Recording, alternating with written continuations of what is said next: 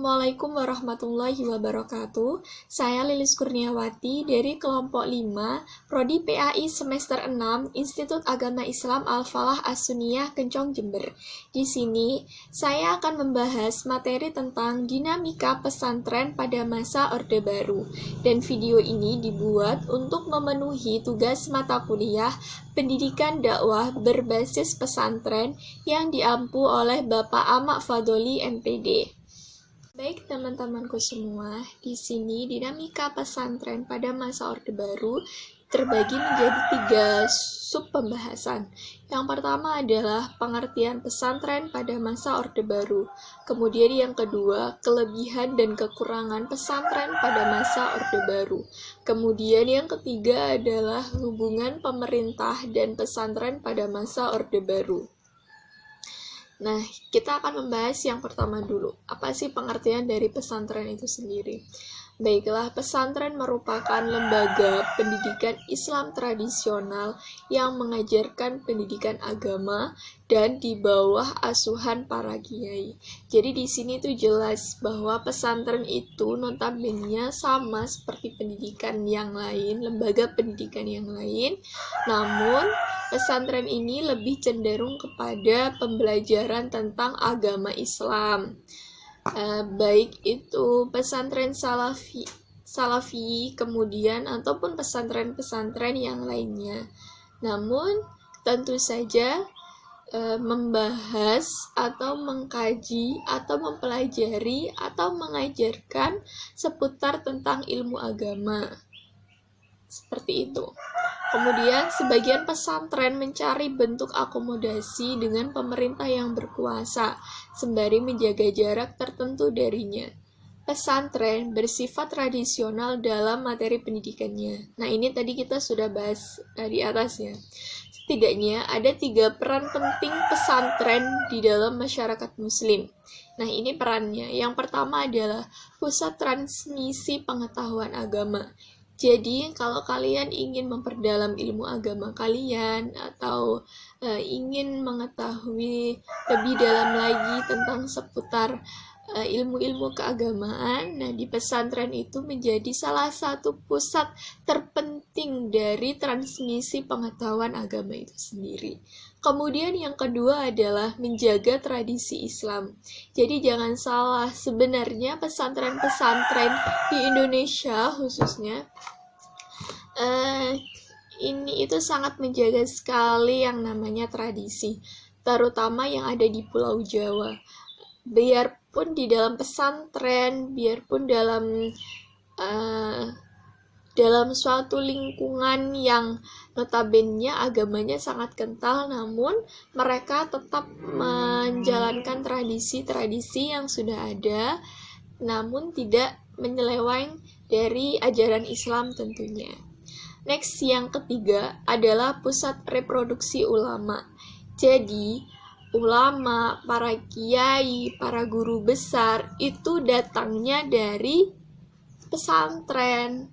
Maksudnya apa? Maksudnya adalah sebelum beliau-beliau ini menjadi seorang ulama, seorang kiai, mereka harus menjadi seorang santri dulu, baru bisa dikatakan seperti demikian. Kemudian, pesantren telah menjadi kekuatan penting dalam budaya santri sejak abad ke-19 di Hindia Belanda. Kendati bersifat tradisional, pesantren sebagai pusat pendidikan berkembang menjadi komponen utama modernisasi.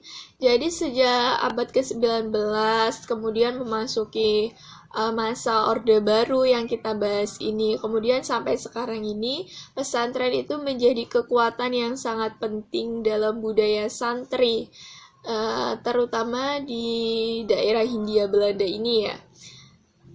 Kemudian seperti ini, meskipun bersifat tradisional, namun pesantren kan menjadi pendidikan berkembang, pusat pendidikan berkembang yang menjadi komponen utama modernisasi. Jadi jangan salah, biarpun pelajarannya atau pembelajarannya di dalamnya itu masih tradisional, tapi modernisasi ini terbentuk karena apa? Karena adanya pesantren juga.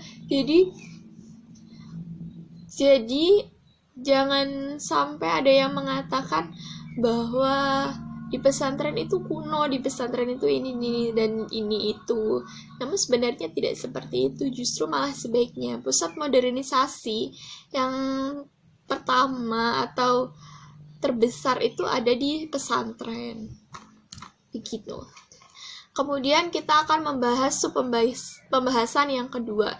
Setelah kita tadi membahas pengertian, kemudian bagaimana sih peranan penting di dalamnya. Nah, ini ada kelebihan dan kekurangan pesantren pada masa Orde Baru.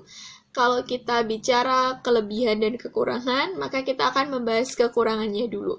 Yang pertama adalah pada saat itu pemerintah terkesan menganaktirikan atau mengisolasikan bahwa hampir menghapus sistem pendidikan Islam karena alasan Indonesia bukan negara Islam. Jadi waktu itu pemerintah itu terkesan membeda-bedakan antara pendidikan umum dan juga pendidikan keagamaan atau seperti pesantren ini. Dengan alasan seperti itu, karena Indonesia bukan negara Islam, justru hal seperti itu malah memicu adanya pemberontakan dari para pendiri-pendiri pesantren ini. Karena dianggap bahwa pesantren atau pondok ini sebenarnya justru sangat membela negara, seperti itu. Yang kedua, pesantren dianggap sebagai penghambat modernisasi. Nah, ini tadi seperti yang sudah saya jelaskan sebelumnya. Mereka menganggap bahwa pesantren ini masih kuno dan menghambat proses modernisasi. Jadi masih menganggap pesantren ini jadul loh, pesantren ini dan itu masih seperti itu.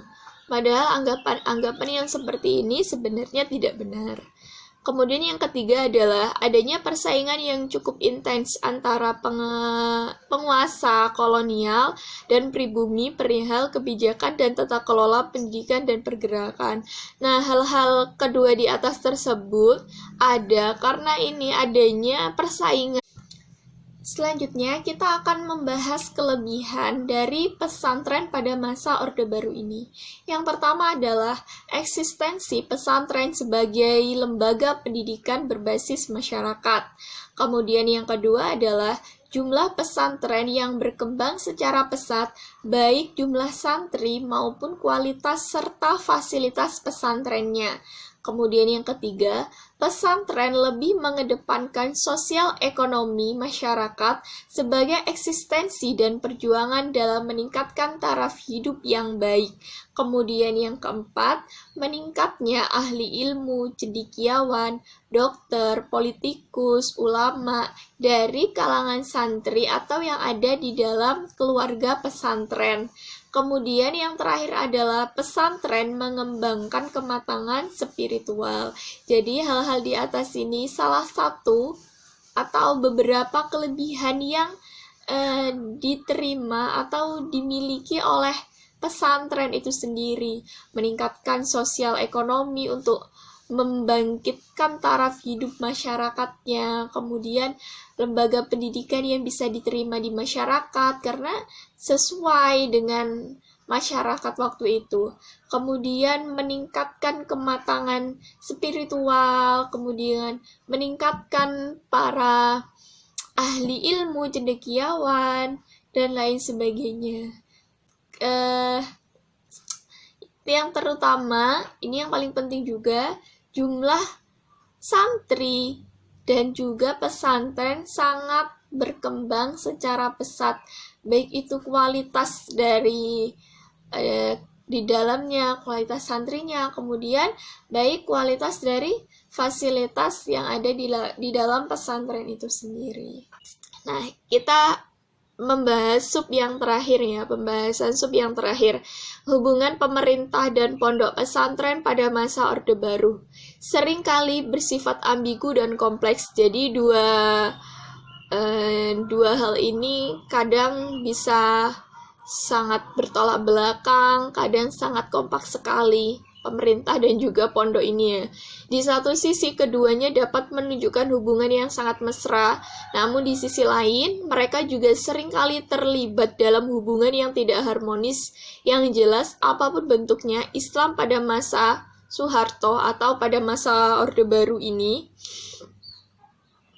tidak jarang menampilkan kekuatan yang menantang kewenangan negara.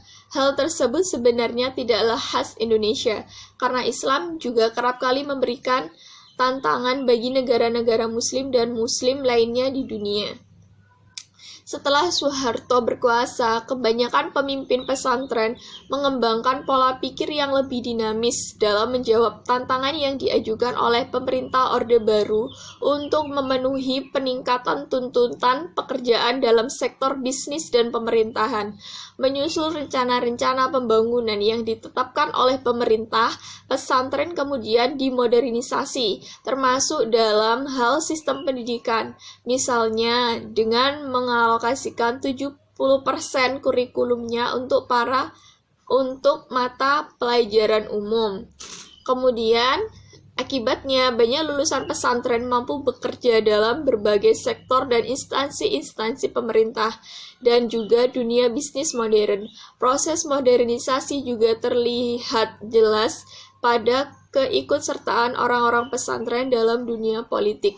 Jadi jelas ya, sangat jelas sekali bahwa modernisasi terbentuk di sini. Hubungan antara pemerintah dan pesantren pada masa Orde Baru itu menjadi dua hal yang kadang bisa menjadi pemberontakan, bisa juga menjadi sangat saling mensupport satu sama lain.